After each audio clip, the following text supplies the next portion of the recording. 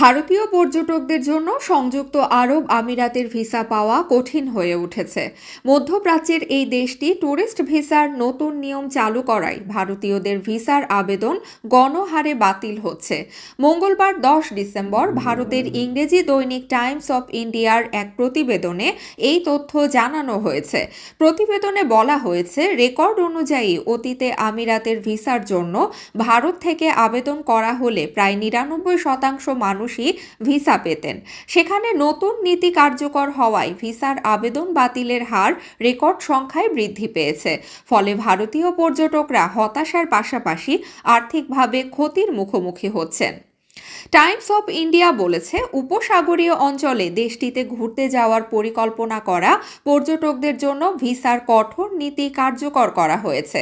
এখন থেকে যারা দেশটিতে গিয়ে হোটেলে থাকবেন তাদের সেই হোটেলের বুকিংয়ের প্রমাণ ও বিমানের টিকিটের কপি জমা দিতে হবে। এছাড়া যারা স্বজনের বাড়িতে থাকার পরিকল্পনা করবেন তাদের সেই বিষয়ে যথাযথ তথ্য কর্তৃপক্ষের কাছে দিতে হবে।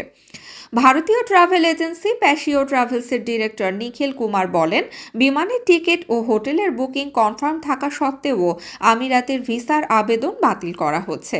সংযুক্ত আরব আমিরাতের নতুন ভিসা নীতি অনুযায়ী একজন পর্যটককে তার হোটেলের রিজার্ভেশনের প্রমাণ, বিমানের টিকিট, রিটার্ন টিকিট দেশটির ইমিগ্রেশন পোর্টালে আপলোড করতে হবে। এছাড়া দুবাই যাওয়ার মতো অর্থ ব্যাংকে আছে কিনা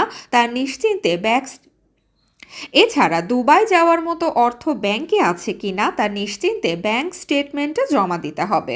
পর্যটককে দেশটিতে যাওয়ার আগের শেষ 3 মাসের বেতনও দেখাতে হবে।